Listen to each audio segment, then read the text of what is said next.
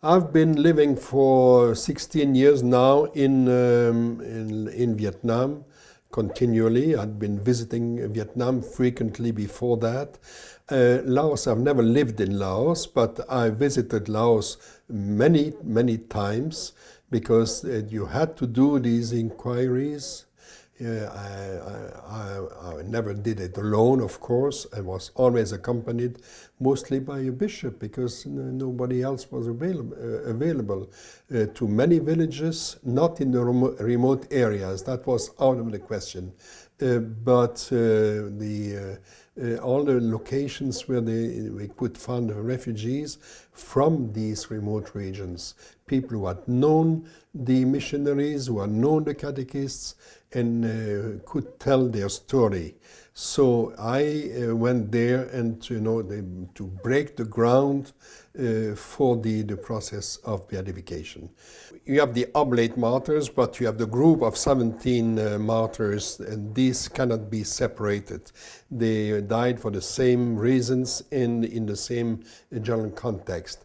You had the first two martyrs, the proto-martyrs, as we say. The first one is a local priest, Father Joseph Tien, who was born in Laos, educated in Vietnam, ordained in Vietnam, and then sent back to his own country to do ministry. He did ministry for 3 years. He was a young man, a gifted young man, and then the war was all over him. He was in the free world only for these 3 years. So he was eliminated as an obstacle. That was in 1954. Then the second round comes in 1960, and that is a different war altogether. No longer the French colonial things there, but the beginnings of the Vietnam War that spilled over into Laos. And again, the endeavors of the Catholic Church and then their converts and their small fledgling communities were in the way. So those who they were warned that they should go away, leave the space free for the newcomers.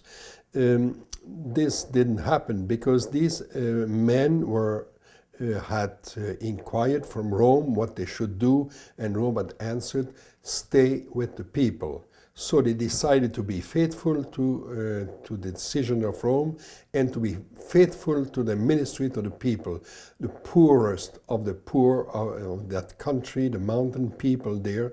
They just stayed with them no matter what. They knew what was coming. We have many letters from them. They knew exactly what was coming, but they decided to stay no matter what. And so they were eliminated. In 1 year, 1961, 6 of them died. Missionaries, but also catechists.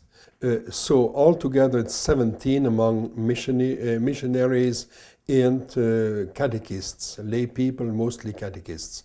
Some very young. One boy was just 16, turned 16 that month when he died.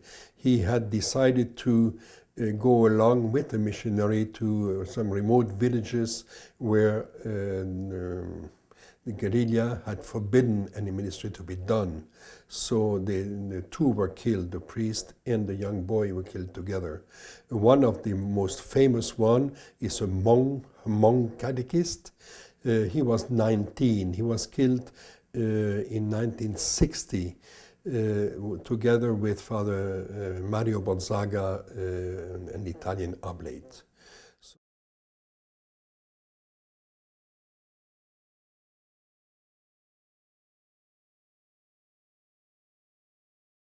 So in 2006, a formal community was established, and we have been going on.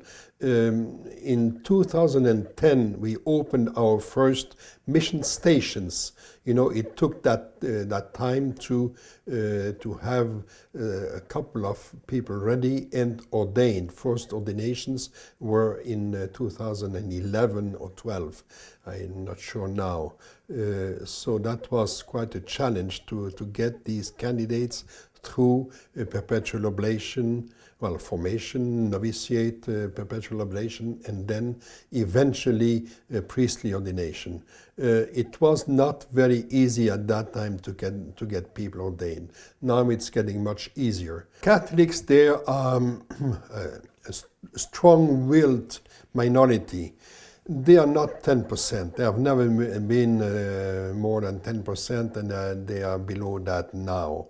In the north, many Catholics, for different reasons, and God will judge that, not me and not us, they abandoned the Catholic Church under communist pressure. That's gone now. The Church is regaining very slowly, you know, some ground. The Catholic Church, however, has a stronger influence that the numbers suggest. They are, you know, closely knit together, a group that is, you know, vocal also, although their publications are limited. But still, you know, they have a voice, and their voice is heard in Vietnamese society. We are part of that nation. We do recognize that the authorities are what they are, and that we have to live together with them in the same context. However, first and foremost is our faith, what we believe, and the virtues that the people of God is practicing. This is what we want to promote. And that attracts people.